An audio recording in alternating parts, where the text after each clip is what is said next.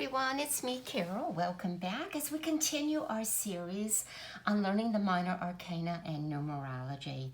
Today's video is going to focus on the fives in all four suits, but I thought before I began talking about the number 5 and the interpretation, wanted to bring something to your attention that may help you in, again, reading tarot cards.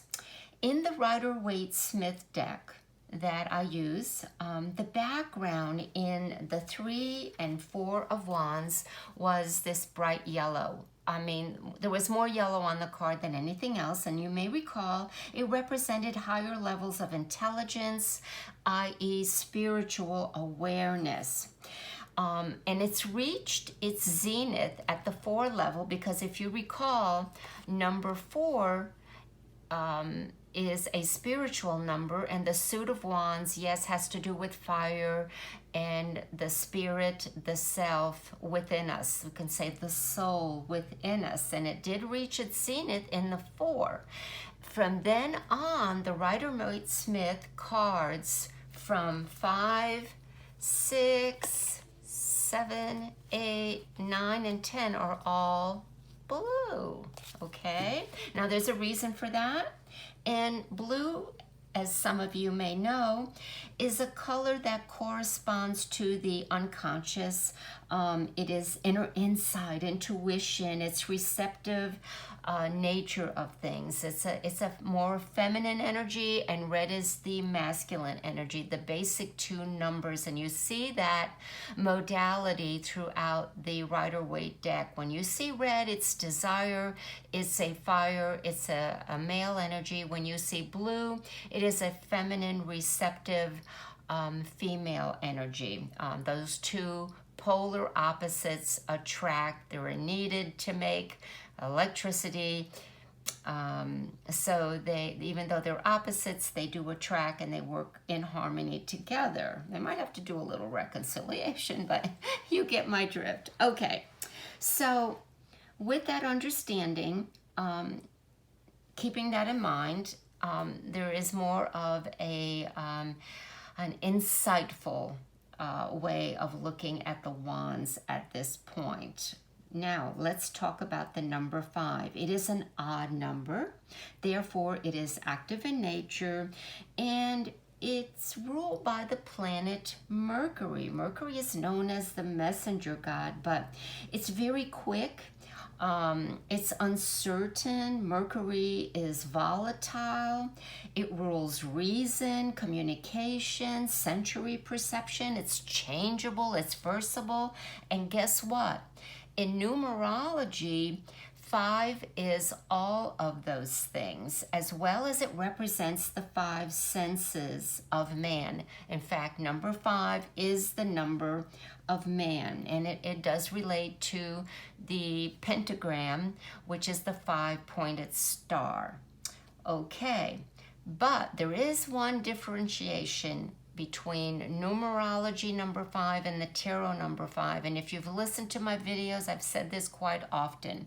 There is more of a challenge to that number in the tarot than there is in the study of numerology. So I just want you to kind of get that.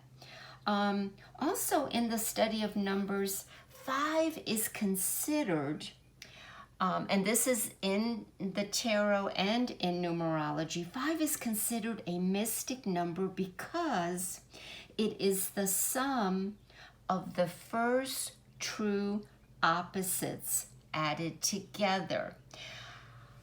Let me show you how it is played out in the tarot. If you really take note, there is a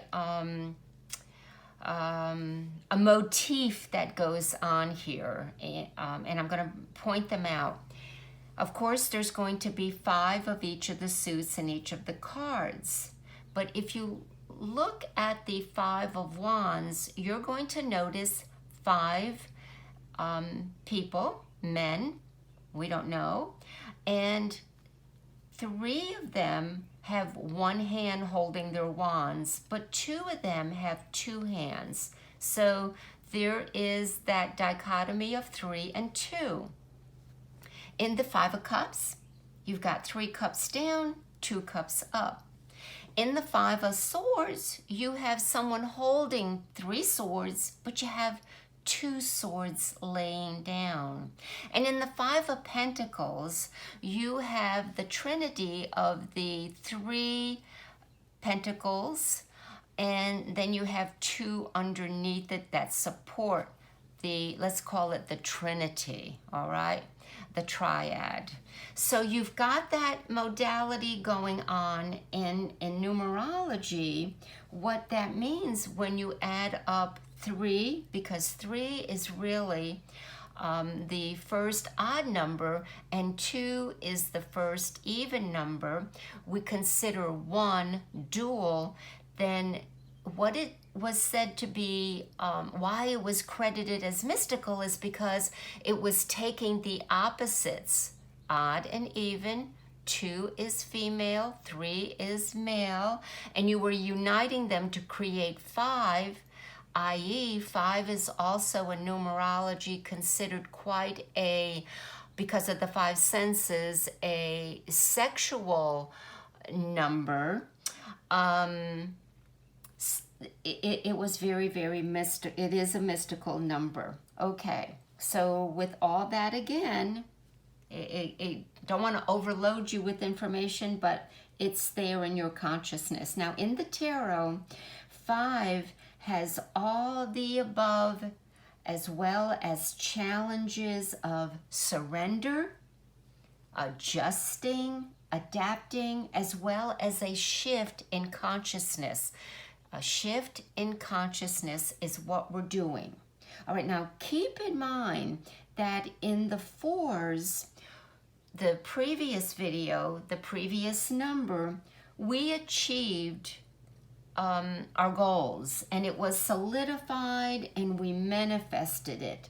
Now at the next level, the 5, the next step up, we begin to see movement and change. And what it is an opportunity, let's say, to go back to the drawing board and make necessary adjustments, possibly learn to be a little bit more versatile, let go of your ideas, be more adaptable, and maybe change your thinking behavior in order to reach a greater result. So that's all I'm going to say on the 5 right now as we go in and look at the 5 of Wands and begin interpreting the suits here. Okay, so what we are seeing is definitely opposition.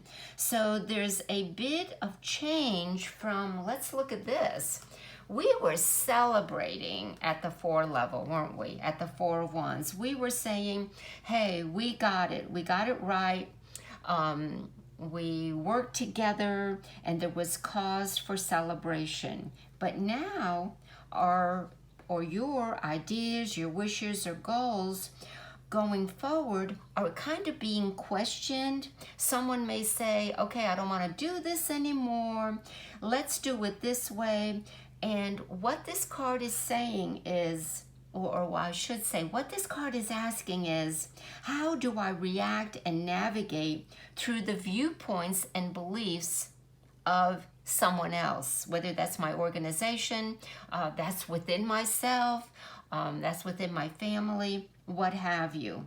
So now that we've gotten the yellow going to the blue, we know that there is this individuality within us, because 5 is the number of man and blue is that inner knowing where we're looking at, do I need to adapt my belief system? Do I need to change my values and ideas going forward? So you're learning to be flexible, open to change, a willingness to cooperate for the good of the whole. You're not abandoning your original maybe cause that united you in the 4, but you're critiquing it a little bit and you're making changes.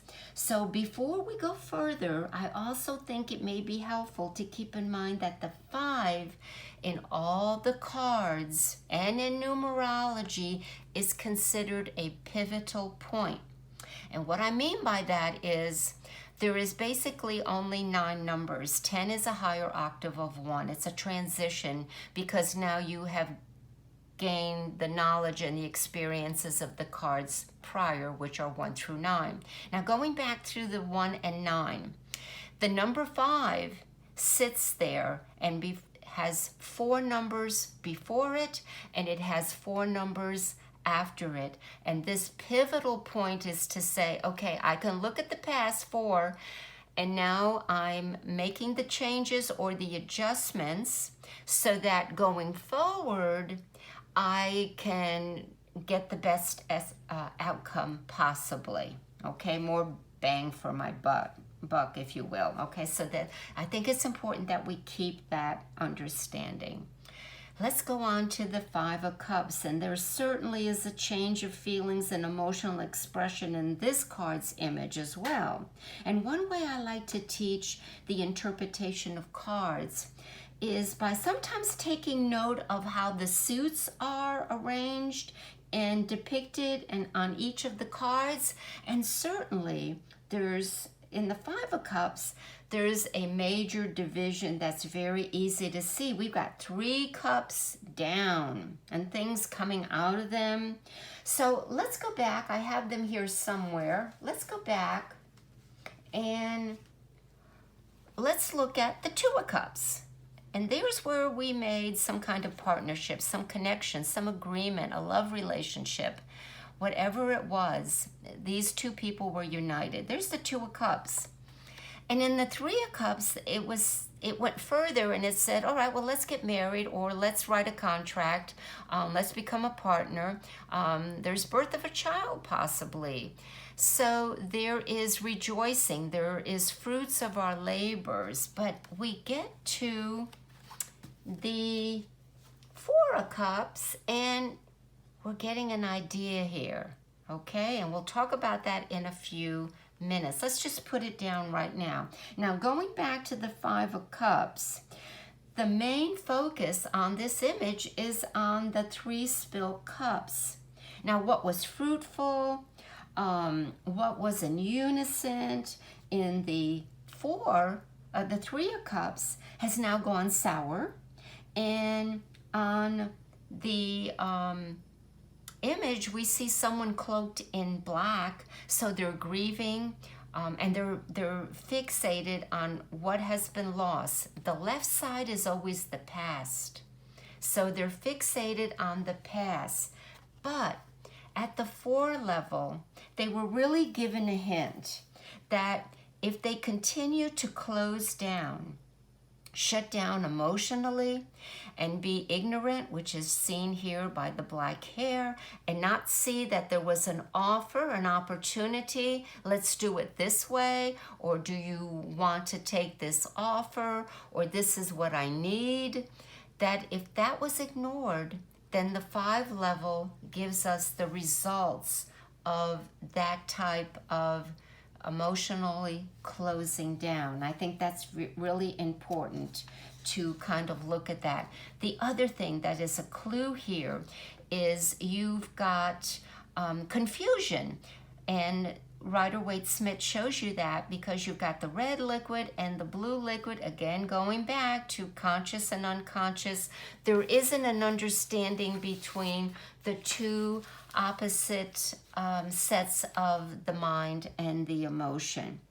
Now, there's also another indication in this card that really gives us the, I'm going to say, the resolution. All right, and Waite did this a lot. Let me get that card out. And the resolution is in the 4 of Wands. Now look at the similarities. You have the bridge on the right-hand side of the card, but he has to, in order to heal emotionally, he has to go through the river, unconscious, walk over and unite where he is now grieving, over the bridge of identifying his emotions. You have to feel it to heal it, and then go into the castle, which is the inner, let's call it the inner self, your soul essence, where there is healing, where there is oneness. And in order to get back, let's say, to balance, is to have to grieve the process and then take the next steps in healing. And that's what this card is saying. All right, let's move on to the Five of Swords. We have mental fear here. Swords is our mental suit. It is the intellect, it is reasoning, it is communication, just like Mercury is. And the number 5 corresponds to those same qualities that the planet Mercury really exemplifies, which is, are we too quick in forming an idea, an opinion, and having it communicate and come out of our mouth? And you can't take it back when that happens. I think all of us can chuckle at that.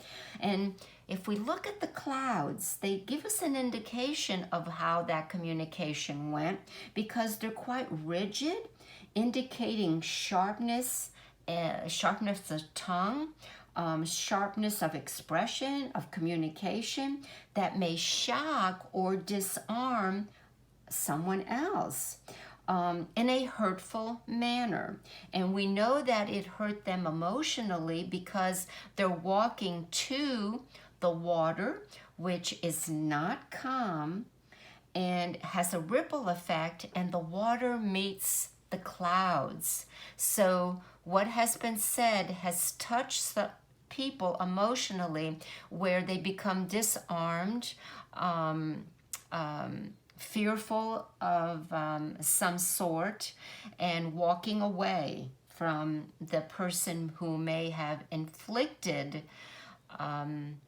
that fear or that emotion.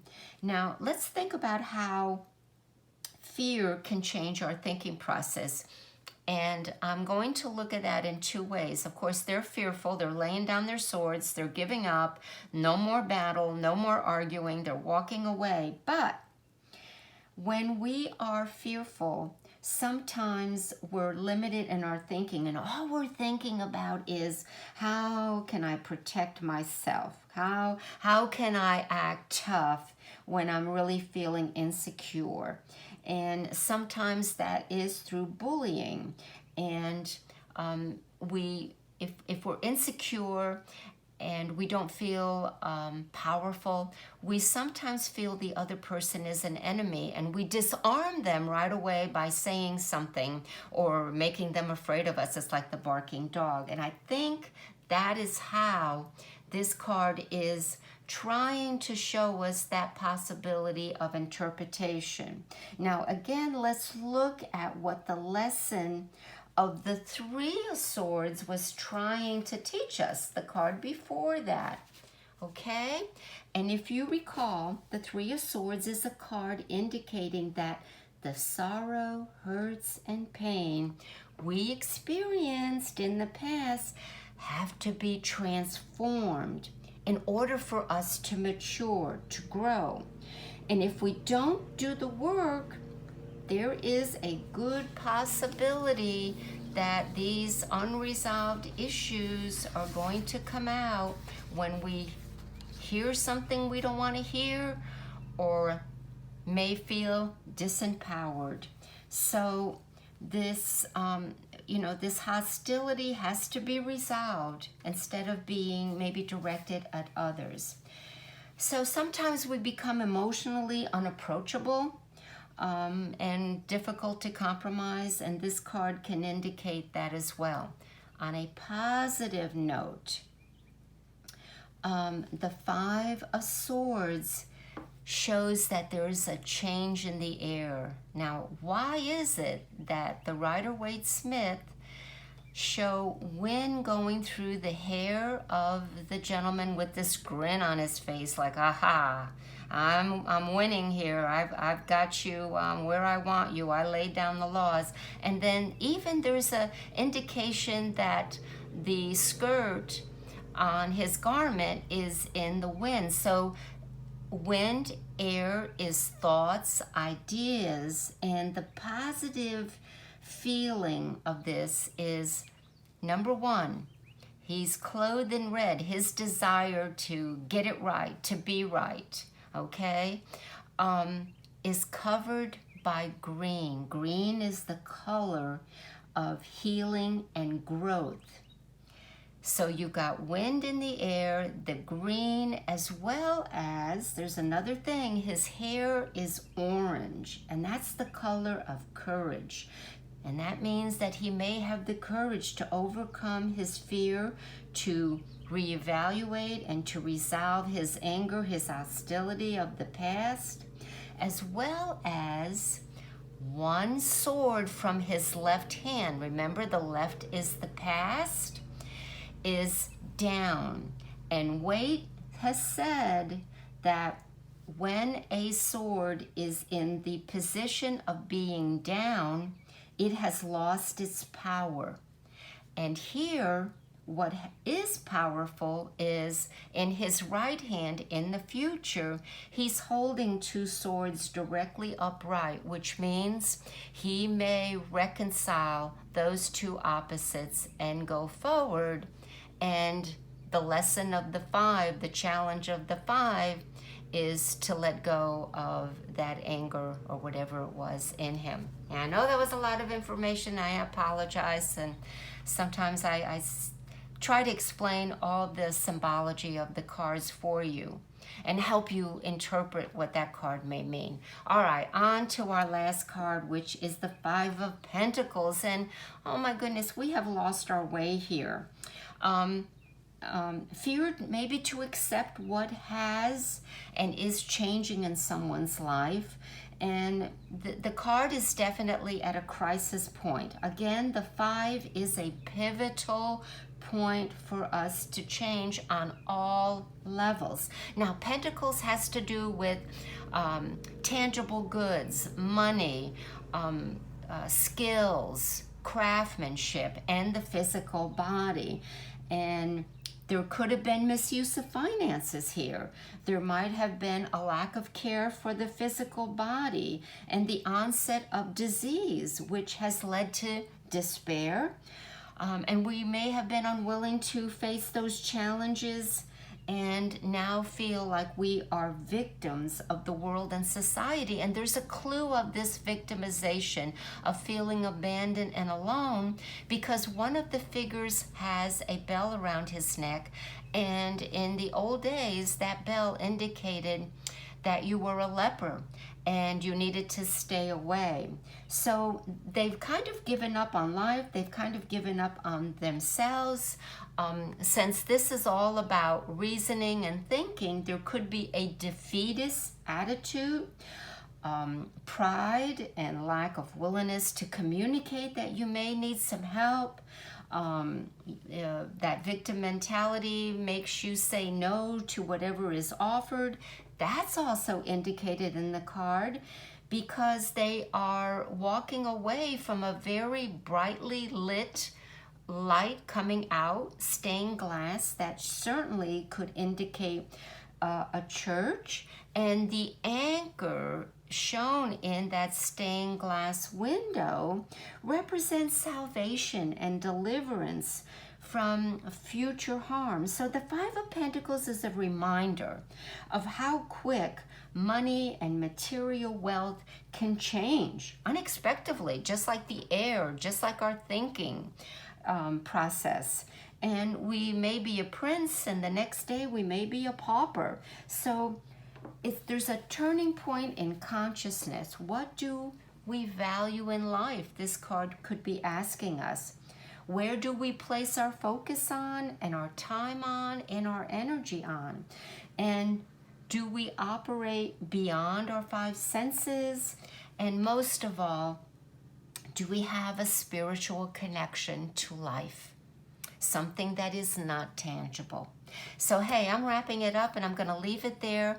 Friends, thanks so much for joining me today. I'd love to hear your comments. If you have any questions, please contact me. And yeah, we're going to talk again. Thanks, everyone. Bye for now.